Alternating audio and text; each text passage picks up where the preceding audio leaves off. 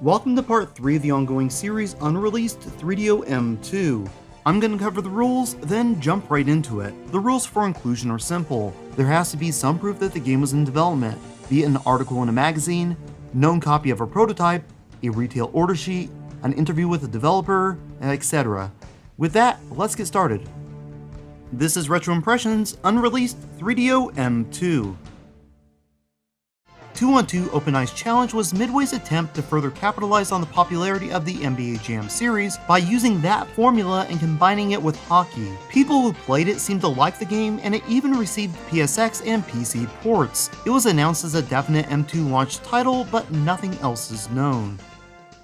Iron and Blood started life as an M2 exclusive funded by 3DO and co-developed by Take-Two. It was a 3D fighter that utilized motion capture for its characters. It hoped to capture some of the 3D tournament fighter market and attempted to do so by using a unique fantasy setting. By the end of 1996, 3DO decided to pull funding and leave the project, putting the game in jeopardy of being cancelled. Acclaim would step in, saving the game as it was only months from being finished. As Iron and Blood's new publisher, Acclaim would also acquire the rights, rebranding the game as an officially licensed Dungeons & Dragons fighter. By the end of 1996, it saw release on the PlayStation and PC. Plans were still in motion to finish the nearly complete M2 version and release it at launch. There are quite a few articles on the M2 version and surviving prototypes of the M2 game, though none have been dumped. In 2008, someone owning a copy of the prototype offered to dump it if they were paid $1,500, but the money was never raised. More recently, video of the game has surfaced online, meaning it's out there and thankfully hasn't been lost.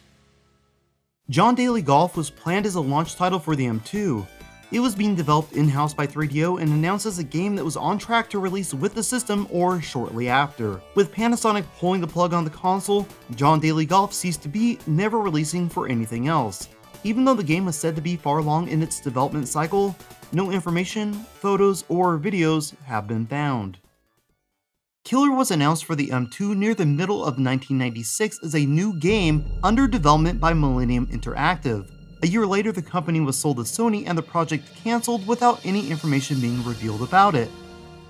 3D Baseball was a simulation-style baseball game developed by Crystal Dynamics. Not much is known about the M2 version, but Crystal Dynamics was a huge 3DO supporter who prioritized their releases to that system above all others.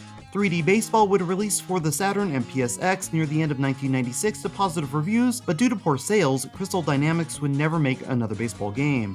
There is no way to know for sure, but I have a feeling that this game wouldn't exist if not for Crystal Dynamics hoping to corner the sports market on the new M2. EA announced 2 sports games that would release at launch for the M2.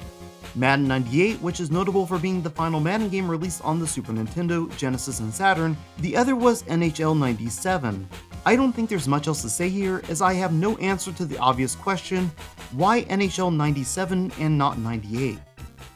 Magic Carpet is a series of games by Bullfrog Productions that was designed by the now infamous Peter Molyneux. Originally conceived as a third-person action game, the perspective was moved to first-person before it launched, with no option to toggle between the two. It was first announced for the 3DO, but only released on PC in 94, with the Saturn and PSX receiving ports in 96. A sequel called Magic Carpet 2: The Netherworlds was released in 1995 for PC, with a port to the M2 announced in 96, which of course was cancelled with the system.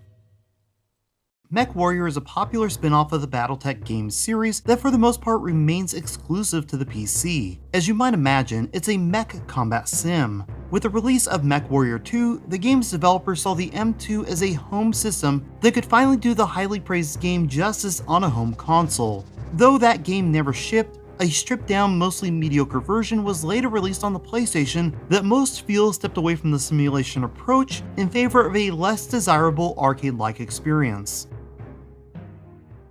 Need for Speed is a simulation-style racing game series that started on the original 3DO. It's one of the more notable games released for the system, and with its critical and commercial success, a sequel was created for the PC, PSX, and M2.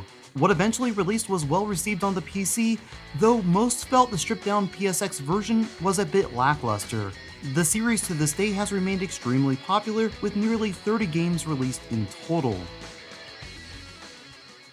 With the M2 set to release in 1996, US Gold sought to profit off of gaming licenses they held for the Olympic Games in Atlanta. Olympic Soccer was announced as a launch title, with Dream Team Basketball set to release shortly after.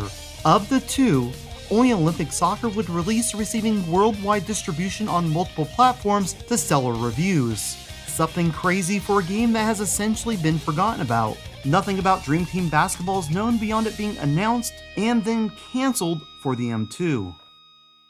If you want to be upset by any game on this list not coming home, Polystar should be near the very top. It's been heavily covered as far as an M2 release can be, especially considering it only released on Konami's M2 arcade boards, which have astronomically high failure rates, leaving few survivors. The game is it's a cute 'em up with veering perspectives.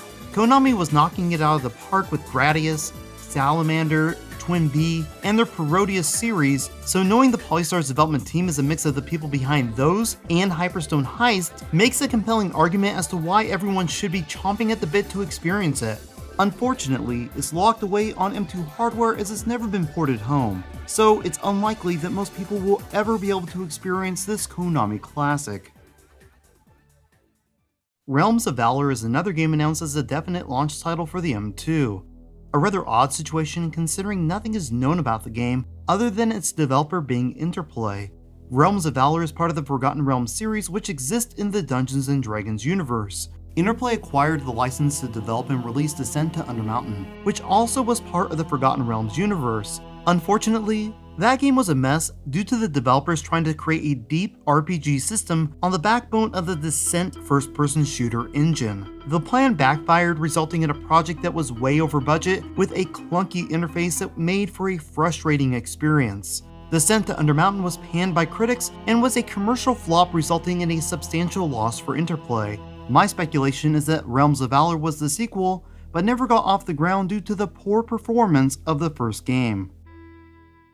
Unreleased M2 wraps up next week, then it's on to something new. I have a few ideas in mind for the next Unreleased project, but there are some documentaries I need to wrap before starting them. Let me know if you enjoy the more obscure stuff, or would like to see some coverage of something a bit more mainstream. That's it for now. I hope you've enjoyed this episode. Feel free to leave a positive or negative comment letting me know your thoughts. If you would like to chat or keep up to date on channel related news, follow me on Twitter at Jenovi. And until next time, you've been watching Retro Impressions.